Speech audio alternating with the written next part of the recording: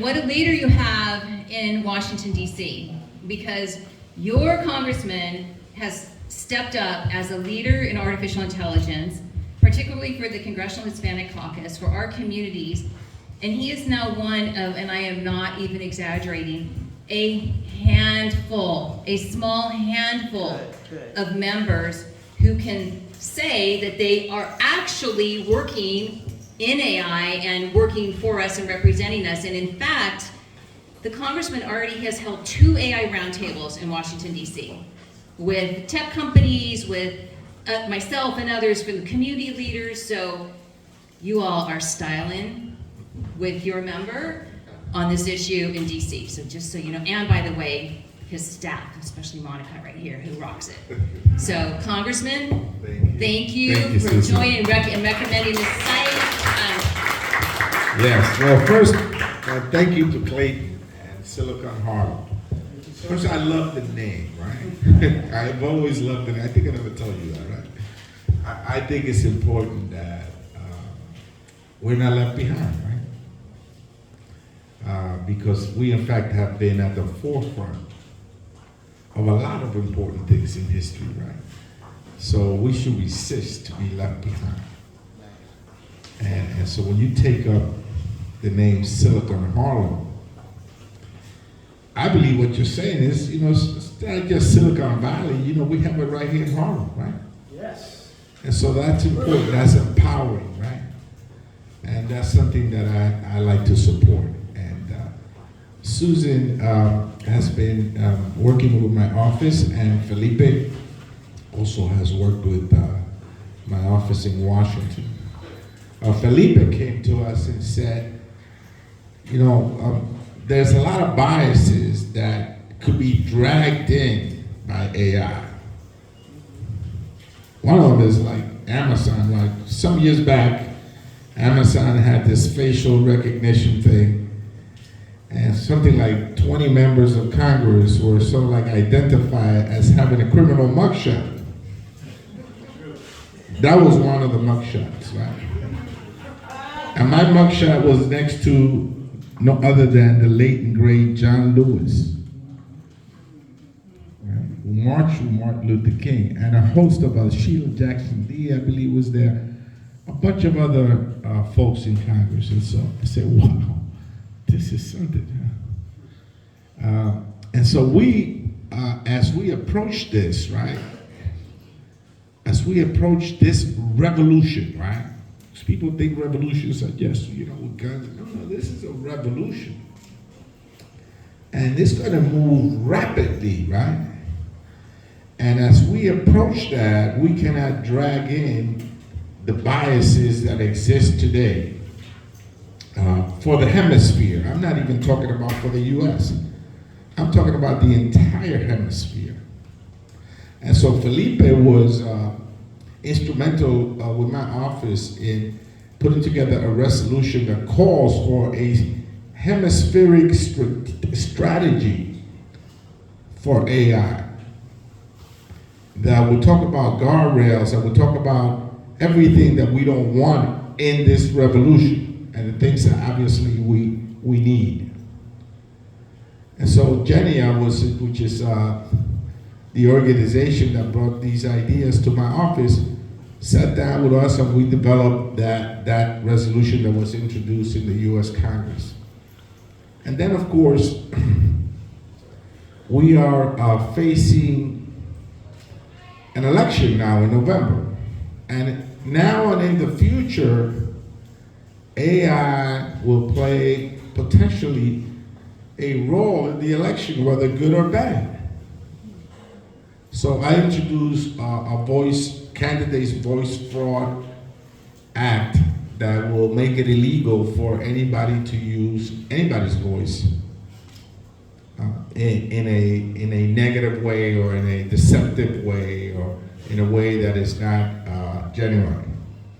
And finally, the third piece of legislation that we're working on is literacy and inclusion. Clayton, this is important because our communities are still talking about the digital divide and 5G. And this is coming like right in a second, it's going to go right by us. And if we're not on that train, we're going to be left behind a zillion years. And you talk about economic development, and you talk about science, and medicine, and architecture, and anything in life is going to be outside of our reach if we're not there. So we begin with literacy, right? In the classroom, in the non-for-profits, in the community room, in Silicon Harlem, in Henia, in AIandYou. We begin to talk about literacy for our kids, our seniors, our families, because if you don't understand the literacy aspect of it, it's going to be very difficult for you to really gain and reap the benefits of this revolution. So now we will be launching in the Congressional Hispanic Caucus one of the 4 pillars of our strategy for next session is going to be artificial intelligence. And our involvement as a body in Congress with regards to artificial intelligence in English and in Spanish too. Because remember, when you talk about the hemisphere, you know, the Brazilians, you know, they speak Portuguese. You know, the Haitians, they speak Creole. The Garifunas in Honduras, they speak their own native language. And when you go to Mexico, and we see this in our schools, the Mexicans, they speak their own indigenous language, dialect. And so we got to be able to make it accessible to everybody, not just the English dominant world. And so these are challenges that we will, you know, everybody talks about the guardrails and the jobs, right? Whether it's going to put people out of work, but it's much bigger than that. It's much bigger than that. And we begin with the fundamental steps of literacy and inclusion. And it happens right here at the community level. So how do we bring it? And this is part of it. Susan is part of it right here, right now. So this is so important. I thank you all for coming out. Man, you got to be spokespersons for this revolution. You are the army of goodwill, as I like to call it, for this revolution that will go out there and tell everybody else what's going on with AI. And so I hope that you enjoy mainly what she has to say. No, I think I said everything I had to say. But thank you, Susan, and thank you, everybody, for being here. And one thing, by the way, just so you all understand the magnitude of your congressman stepping up as a leader, respectfully, the Congressional Hispanic Caucus has not had a leading voice in artificial intelligence to date until your congressman stepped up. And so this is huge. It's huge. Huge. And he was willing, most importantly. And I guess that's a perfect example of, you know, people have said to me, well, how can those policymakers they should just fix this? How can, and I said, but it's not something that a policymaker can learn walking down the hall before a vote. And what I say is, they're just people too. And I say that because your congressman, like the rest of us, is learning real time at the same time. And not knowing, not that anyone was a huge amount about AI, but was willing and knew enough to understand that we need a leader and we need a voice. So thank you again. So Congressman, you brought up the topic of jobs, and I think that's really interesting as well. In some cases, I feel that the work that we're doing tonight is almost like, let's say the pre-pandemic, let's say 5 years ago, we were standing there waving a flag saying a pandemic is coming, it's gonna come. Well, they kind of were saying that, you know, but it's coming. I know I would have been like, whatever, I don't even know what you're talking about. That's almost what this feels like. Like we're waving a flag to our community saying, people, it's not even coming, it's here, and you better prepare now, because if you are an admin assistant, or you're a paralegal, or you're in a repetitive skills job, chances are your job will either be augmented by AI, meaning working next to you, so to speak, or you're flat out going to be replaced. For example, Duolingo, the translation company, they laid off a number of translators overnight and replaced them with AI. So that's the reason we've been having this conversation. And Congressman, I would ask you, what would you say? Like, what would you recommend that everyone here tells their family about AI? I think your example is a good one. First, before I answer that, let me just also say something encouraging, right? Because I always like to look at the glass half full. And that is that at the Congressional Hispanic Caucus luncheon, where we had Vice President Harris, a question was asked of the audience, which is mainly, I will say, mostly a young audience. How many of you have used artificial intelligence? And everybody raised their hand. Everybody raised their hand. So that was encouraging. But, let me just say this to you. In many ways, I got involved in politics because my grandmother, who didn't speak English, she was here since from the 50s until she passed. And she would always put on, there was a lady named Gloria Rojas who taught English on Channel 13. And she would make us eat dinner, and she would tune on to that daily program for English language learners, right? But then when she had to go to the hospital or something, one of her friends had to go to the hospital, she would force me to go and translate for them. I say, Grandma, I see you watching TV every day, but you still, she didn't speak the language, right? And so when I went to Albany as a state legislator, one of the things that I fought for was translation in the hospitals, right? Because that's a life and death conversation that you're having. An example of it is the word once in Spanish spelled the same way as 11. The word once in English is 11 in Spanish.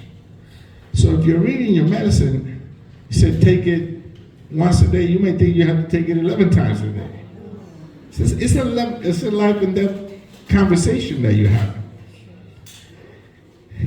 That is no longer necessary with my translation services that I gave to my grandmother, cut into my baseball time and so like forced me to go to the hospital with her. That service is no longer necessary with artificial intelligence. It's not. And I remember that in the discussion over translation, we were discussing also not just the general languages that are around, Spanish, French, Creole, but very languages that are not very common in the community. You could still get an automated service by phone for that. Back then, right? Now, none of that is necessary. And so how do we reorganize the workforce so that this is a positive thing and this doesn't hurt us? That it augments what we're doing is a major discussion to be had. And so when we have this discussion, this session, and we'll include the Congressional Black Caucus, the Tri-Caucus will be involved in this, with the Congressional Black Caucus, and also Ted Lieu, who's leading in the Asian community, the discussion. We'll have that as one community, right? How do we wrestle with this revolution so that it doesn't hurt us? It augments what we're doing and our possibilities. And that is such a critical voice to have, because at the end of the day, the negative aspects of AI, unfortunately, have already, to your point, the mugshots, but have already negatively impacted our communities. And so the tech companies, again, I was one of them, so I mean this respectfully, they're not thinking about that right now. they're not thinking about the potential negative impact on our communities. They're thinking about how quickly can I get the next AI tool out the door because we want to be the winners. And so this work, particularly on the Tri-Caucus, is hugely, hugely important. Congressman, I know you've had two AI roundtables in such a short time. What have you learned? I mean, what's been the biggest things, like the top 3 things that you take away? One of the things that has really caught my attention is the impact that it could have in science and medicine and healthcare. The impact that it could have in such a specific field that requires a special type of training and skill, the positive impact that it can have in healthcare. It is quantifiable. You know, it could save many, many lives, right? And it already is. As Susan says, this is not something that's coming like the pandemic. You know, you knew it was there when there was nobody on the street and you heard the sirens of the ambulances go by. This is here already. And so this is an important tool that could save lives. And healthcare in our communities, right, is an important part of our economy, particularly uptown with Mount Sinai. This is just within my congressional district. Metropolitan, Mount Sinai, Harlem, New York Presbyterian Hospital, Montefiore, Northwest Bronx. You know, the network of hospitals that we probably have more hospital beds than any other congressional district in the country. In here, not only did we were hit hard by COVID, but we took care of the rest of the city. And so that is an important part of our local economy, the people that work in the hospitals, the nurses, you know, the physician assistants, everybody that works in the hospital. And so how do we make AI a tool for economic development in our community, not just healthcare, is a great challenge for me and this district. Right? And I think we could do that. And these institutions are affiliated with some of the sharpest academic institutions in the world.